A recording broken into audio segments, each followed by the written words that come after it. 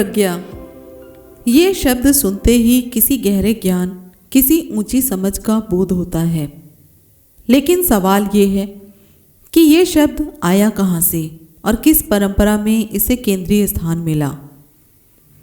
आज हम जानेंगे प्रज्ञा बुद्ध धर्म में क्या है, उपनिषदों में इसका स्थान क्या है और क्यों गीता में इस शब्द का प्रयोग एक रणनीतिक कदम लगता है।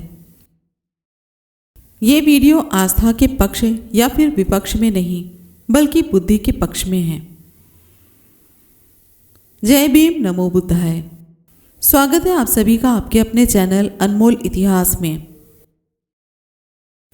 आज हम बात करने वाले हैं प्रज्ञा शब्द का मूल अर्थ क्या है।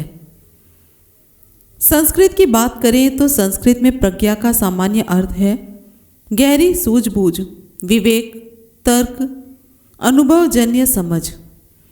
ये कोई रहस्यमय शक्ति नहीं बल्कि सोचने की क्षमता है।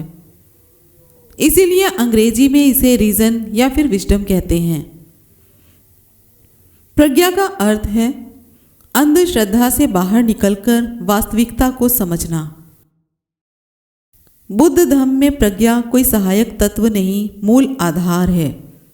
बुद्ध कहते हैं अपदीपो भव, स्वयं प्रकाश बनो। बुद्ध धर्म के 3 स्तंभ हैं, शील यानी कि नैतिक आचरण, समाधि यानी कि चित्त की स्थिरता और प्रज्ञा यानी कि यथार्थ की समझ। ध्यान देने वाली बात यह है कि बिना प्रज्ञा के शील अंधा हो जाता है और समाधि पलायन बन जाती है। इसीलिए बुद्ध धर्म में प्रज्ञा सर्वोपरि है।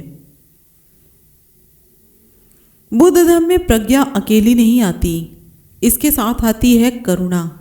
क्यों? क्योंकि जब आप तर्क से दुख का कारण समझते हैं तो करुणा स्वाभाविक हो जाती है। यहाँ ईश्वर का डर नहीं, पाप का भय नहीं, बल्कि समझ से जन्मी नैतिकता है। यही कारण है कि बुद्ध धर्म दुनिया का सबसे तर्क प्रधान धर्म कहा जाता है। अब आते हैं उपनिषदों पर। जी हाँ, उपनिषदों में भी प्रज्ञा शब्द आता है, लेकिन वहाँ पर वो केंद्रीय नहीं है, वह स्वतंत्र नहीं है, वह ब्रह्म ज्ञान के अधीन है। उपनिषद कहते हैं अंतिम सत्य ब्रह्म है। प्रज्ञा वहाँ एक साधन मात्र है, मंजिल नहीं, जबकि बुद्ध धर्म में प्रज्ञा ही मार्ग है, प्रज्ञा ही साध्य है। अब सबसे महत्वपूर्ण बिंदु, गीता की रचना बुद्ध के बाद हुई। उस समय बुद्ध धर्म समाज में गहराई से फैला था। प्रज्ञा, शील, करुणा ये शब्द जनमानस में प्रतिष्ठित थे। ऐसे में गीता में प्रज्ञा शब्द का प्रयोग बौद्ध अनुयायियों को आकृष्ट करने का प्रयास लगता है। यही कारण है कि गीता में शब्द वही हैं, लेकिन अर्थ बदल जाता है। प्रज्ञा वहाँ कृष्ण केंद्रित हो जाती है, स्वतंत्र विवेक नहीं रहती। यहीं से 2 परंपराओं का फर्क साफ होता है। बुद्ध कहते हैं जो तर्क से सही लगे वही स्वीकार करो, और गीता कहती है मुझ पर श्रद्धा रखो। एक तरफ है रीजन बेस्ड एथिक्स और दूसरी तरफ है अथॉरिटी बेस्ड मोरालिटी। निष्कर्ष साफ है, प्रज्ञा बुद्ध धर्म की आत्मा है और गीता में यह शब्द एक अनुकूलन है। प्रज्ञा का अर्थ डर से नहीं, समझ से जीना है। अगर धर्म अपनी प्रज्ञा छीन ले तो वह मुक्ति नहीं, बंधन है। सोचिए, समझिए और श्रद्धा से पहले प्रज्ञा को स्थान दीजिए। प्रज्ञा शब्द आज सामान्य लगता है, लेकिन बुद्ध धर्म में यह पूरी तरह नैतिक और दार्शनिक व्यवस्था की धुरी है।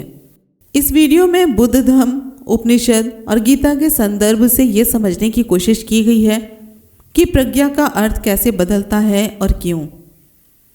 ये वीडियो तर्क और विवेक के पक्ष में है, किसी आस्था के विरोध में नहीं। अगर ये वीडियो आपको ये सब सोचने पर मजबूर कर देती है तो लाइक करें, शेयर करें और चैनल को सब्सक्राइब जरूर करके जाएं, क्योंकि प्रज्ञा जिंदा रहेगी तभी इंसान जिंदा रहेगा। जय भीम, नमो बुद्धाय, जय संविधान।